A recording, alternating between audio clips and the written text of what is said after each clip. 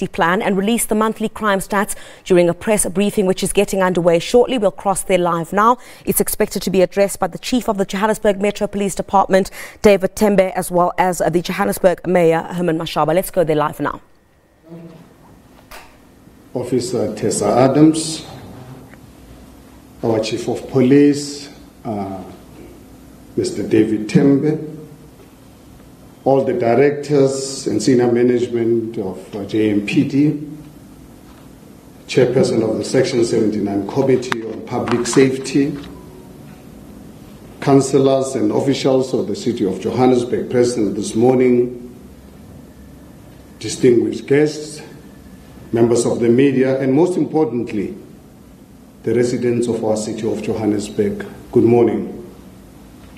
Ladies and gentlemen, when a new administration comes into power, citizens want to see instant results. When they do not experience this benefit, they think nothing is happening, that the wheels of change are not turning. Well, it is understandable that people would find it difficult to notice the changes in fact happening when they've grown accustomed to their lives having stood still for more than 20 years while they were fed a steady diet of propaganda and lies, courtesy of a well-resourced public relations campaign of a world-class African city. I would like to take this opportunity to explain exactly how the wheels of change now move so that instead of buying into misconceptions, you can have an accurate picture of how the City of Johannesburg has progressed in the last 2 years. I wish to start by declaring that we are in fact steadily producing the change so many of our residents continue to demand from us on a daily basis. And it is the right after all.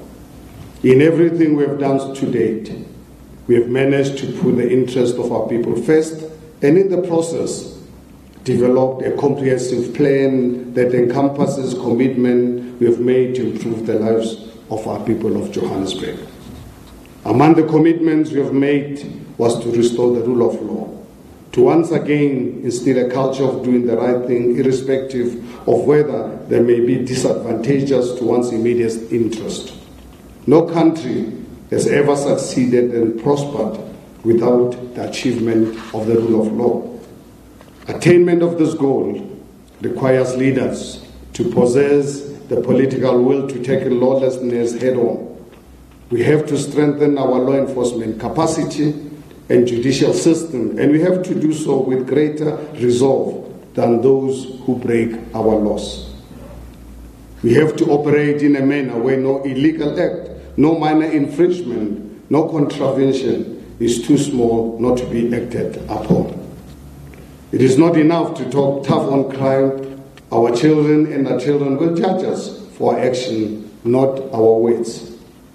We have focused on the work of making Johannesburg a safer place, initiating, as all of you are aware, recruitment of 1,500 new Metro Police officers and establishing a specialized unit. Soon, we will have fully operational municipal courts, presided over by magistrates and prosecutors, operating around the clock to ensure that no offense is minor to escape the rule of our city.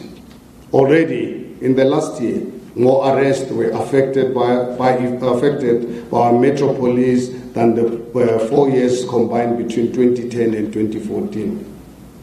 We have waged war on the corrupt who betray the public trust and privilege to serve the people of our city.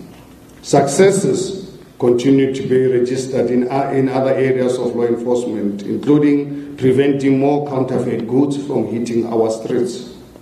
This is especially important because those who are profiting from counterfeit goods have upped their game.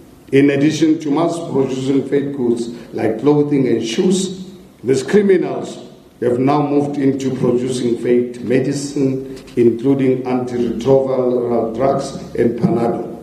In fact, our JMPD officers, working with their counterparts in Tshwane, Ekurhuleni and other provinces of Gauteng, shut down 2 makeshift drug labs in Forsberg and Jet Park in the east of Johannesburg recently. I was surprised to find out that the makeshift draft lab in Fort Worth was masquerading as an egg factory.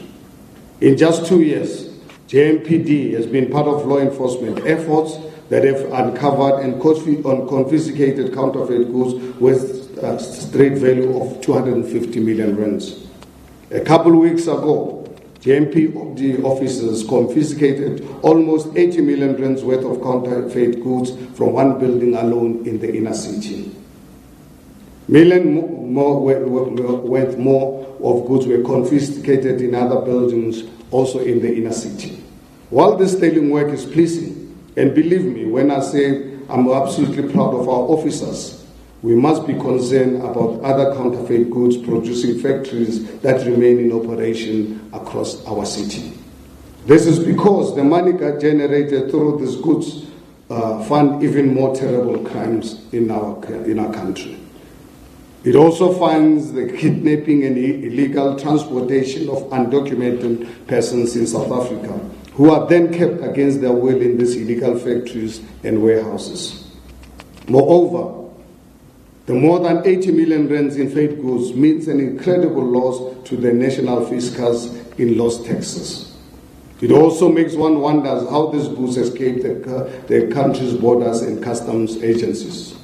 More crucially, fake goods mean that South Africans lose out on jobs because at the end of the day, these people don't employ our people. The reality is, ladies and gentlemen, that the producers and traders of these counterfeit goods do not employ South African citizens. In a country like ours, which is battling a worsening crisis of unemployment, inequality, and increasing crime, a result of first crisis is disheartening that the national government seems content to remain oblivious to calls for them to take decisive action. What is even more disheartening is that the proliferation of counterfeit goods scares away potential foreign investors. This is because no reputable company will invest in a country in which their intellectual property will not be protected. With the national criminal justice system failing to act decisively on crime, South Africa is doing nothing else but destroying jobs and pushing away those who have the means to create even more jobs for our people. But I'm encouraged to learn that our frustration with the national justice system are shared by others. Recently, Parliament's Portfolio Committee on Police raised concern over the turnaround time in prosecuting the bulk of corruption cases reported to the police. Committee Chairperson Francois Bergman revealed that some cases had not taken further for prosecution 8 years after they had initially been reported to the police. He said, and I quote, "During the meeting with the former National Director of Public Prosecution as well as acting head of Directorate for Priority Crime Investigation, the committee highlighted then the need for agency in dealing with corruption as well as serious commercial crime investigations. It is unacceptable that some cases are still not prosecuted for up to 8 years since initial reporting." Close quote.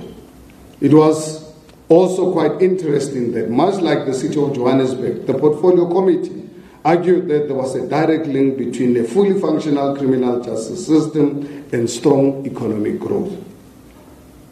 In its statement, the committee said, and I quote, "An efficiently working criminal justice system is necessary to deal with criminality and restore the South African economic growth trajectory and fosters an enabling environment for job creation." Close quote.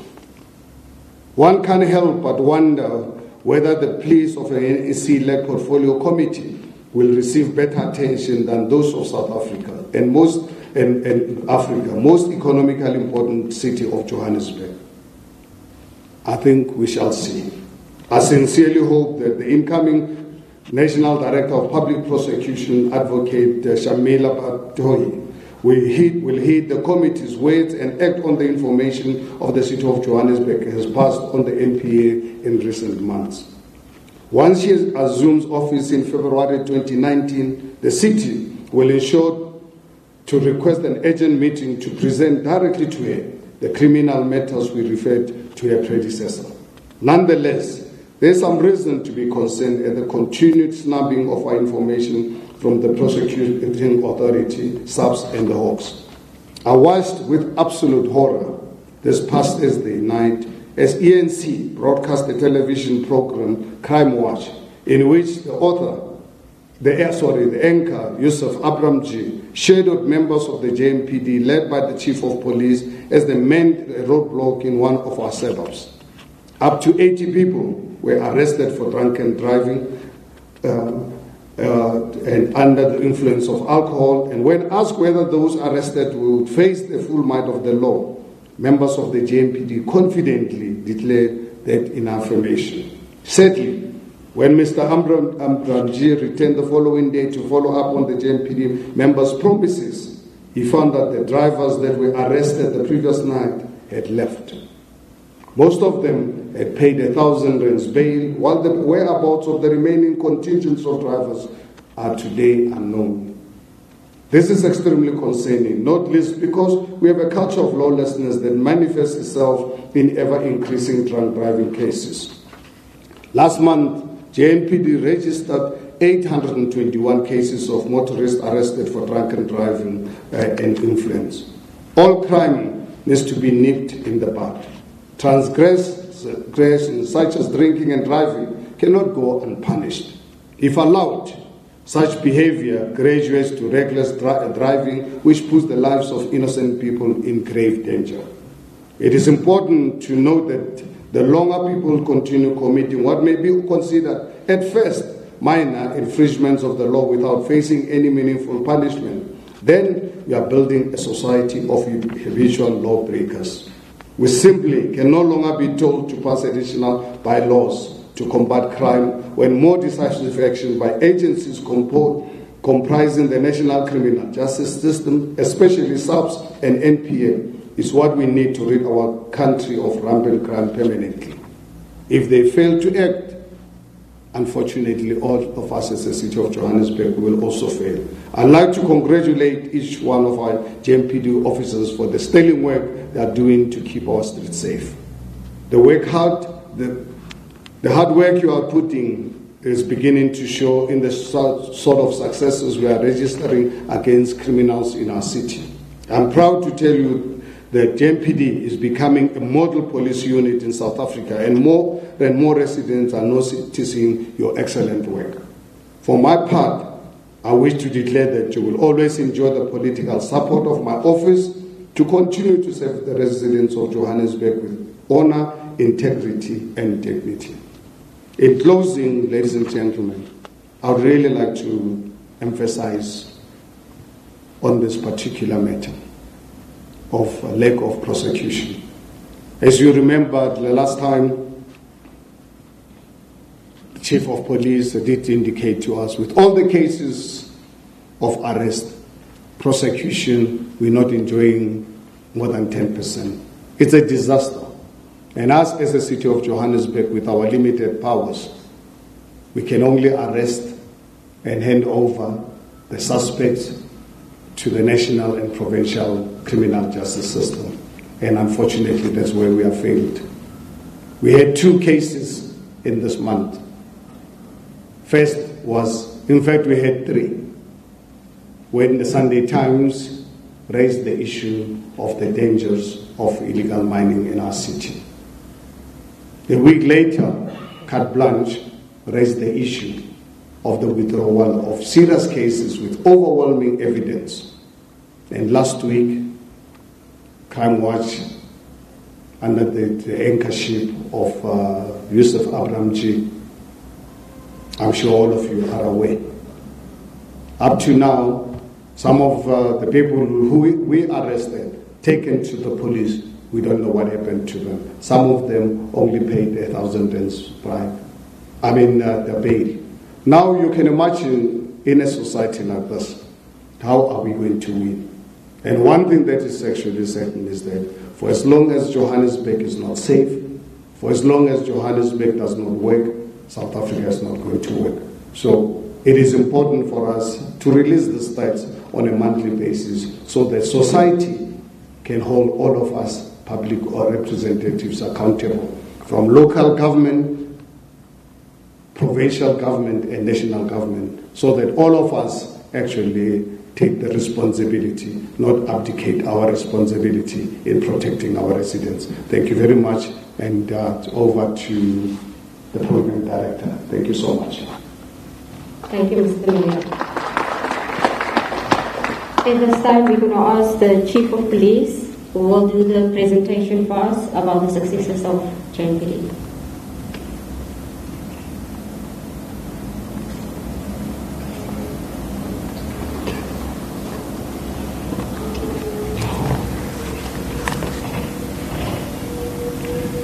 Well, thank you, Tessa. Thanks, Executive Mayor. I would like to read the stats or the performance of JMPD November month.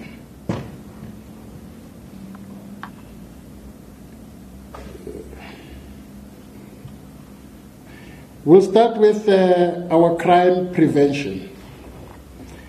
Top 6 crime types arrest for November 2018. Driving under the influence of alcohol for November only is 821 compared to 671 in October. So there is an increase of drunken driving. Public violence arrest 36, undocumented person 40, stolen motor vehicles 14 arrests, reckless and negligent driving 13, drugs 10. JMPD recoveries for November: hijacked vehicles we have recovered 121 for November, firearms recovered 16, drugs 413 that we have recovered. Now we'll go per regions.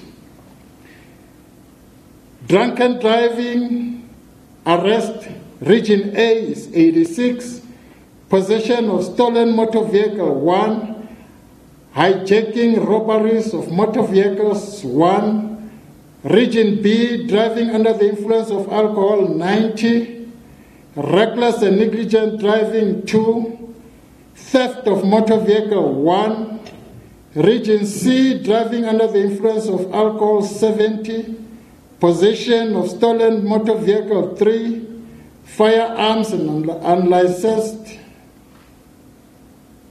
2, region D driving under the influence of alcohol, that's a 2, possession and dealing with drugs 4, malicious damage to property 2, region E driving under the influence of alcohol, it's 159.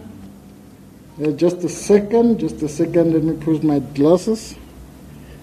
159, criminal injury 6, possession of dangerous weapon, that includes knife, pangas, it's 6. Driving under the influence of alcohol is 98. It appears to be leading. F1 inner city, it appears they are drinking a lot. Public violence, it's assault and others, 36. Undocumented, it's immigrants, 40 arrests.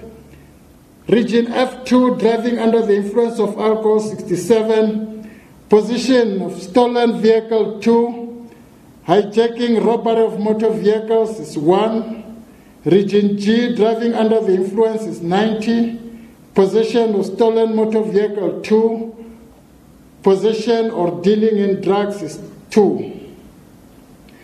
These stats that I've presented now per region, it shows where we have to deploy our resources based on the data that we have.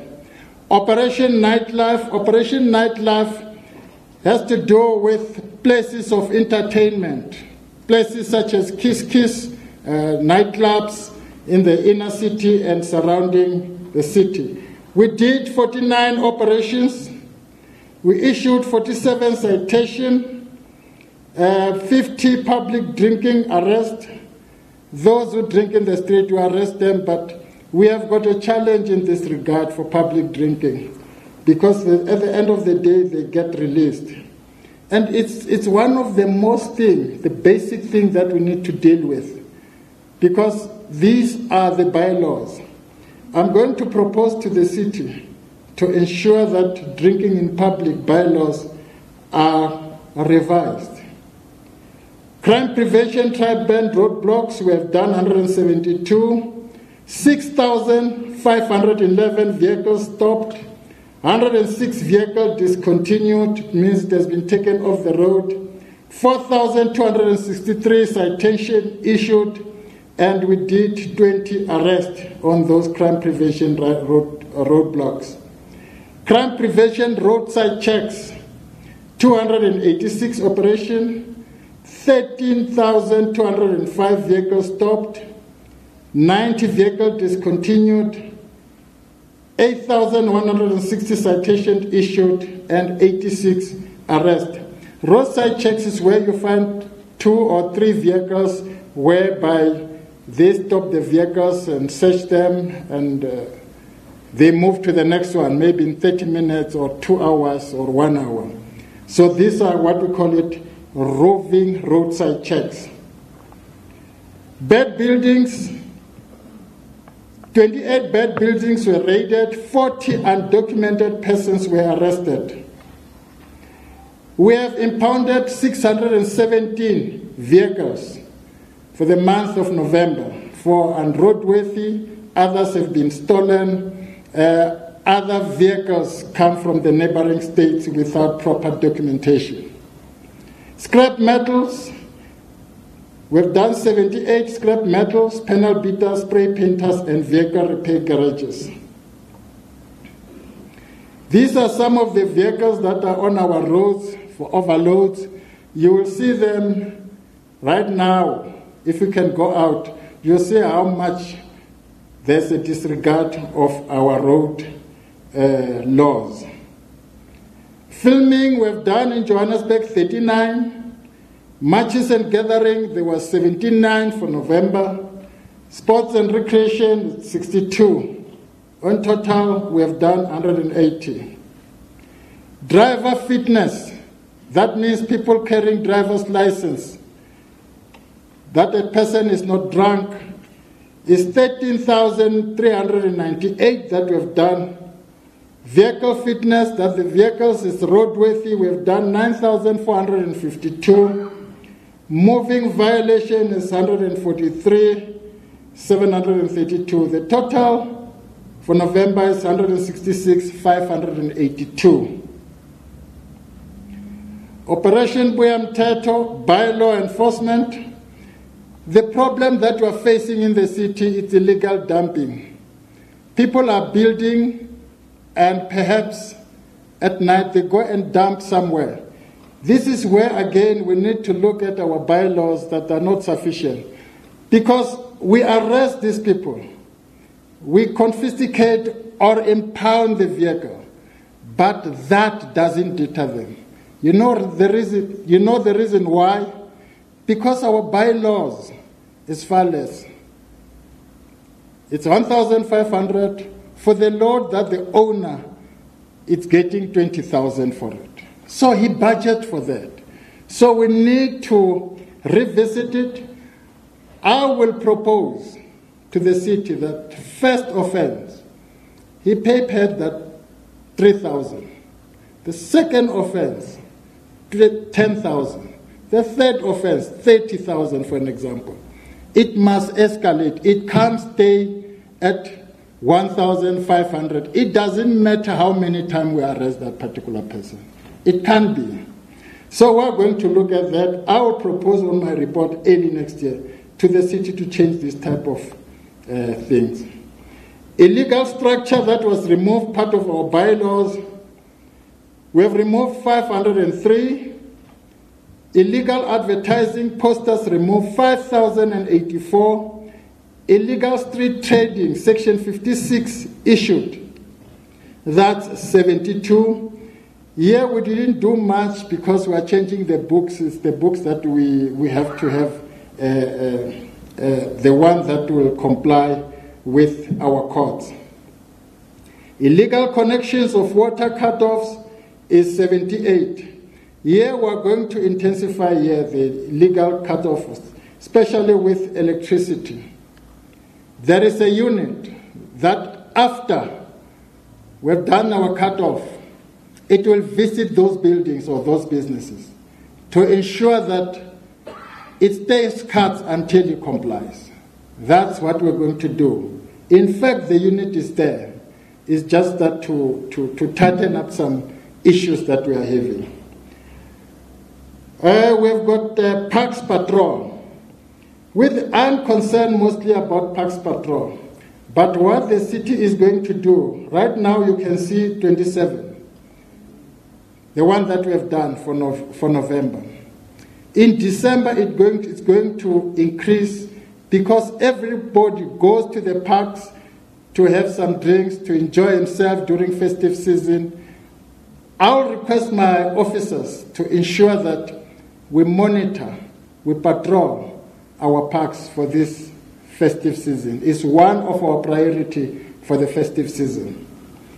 Illegal demarcation removed, especially in Alexander, next to Alexander, when they do land invasion. Illegal dumping is 35, which is the number I'm not happy about. There's a lot of illegal dumping in the city. Liquor outlets, we visited 234. Here we work hand in hand with Liquor Board, SAPS, and other departments. Penal beater spray painting, we dealt with 78. And the total is 312. Corruption in JMPD. We've dealt with corruption, we had 1 in November. Theft by our officers is 1. Negligence, 1. Misuse of council vehicles. Mostly it happened during Black Friday. People drive our vehicle and go and buy TVs and all. So we caught about 3. Absent without leave is 1. Misconduct 1. Conduct unbecoming 1. Insubordination 1. The total for November is 10, compared to 27 of the previous month. That is October. So there is much improvement in behavior of our officers. And I'd like to thank the commanders for doing a good job in that regard. Preventable cases, these are accident of our vehicles. Preventable cases, it's 8. It means it has been negligence on our part. It should have been prevented by our officers. Non-preventable is 19. So we had 27 accidents for November, compared to the previous one, where we had over 100. So I'd like to commend again the commanders that they're doing a good job in terms of making sure that our driving is up to standard. Now, feedback on cases of significance. We have arrested an instructor. I think you have seen it. That was the chief of the Johannesburg Metro Police, of course, here in Johannesburg, giving us a brief outline of some of the successes that they've had since November when they started carrying out the festive season operations. What he's been telling us now, that's David Tembe, telling us that from November, some of the highest cases that they've had to deal with relate to driving under the influence of alcohol, 821. That doesn't seem to be just a challenge here in Johannesburg.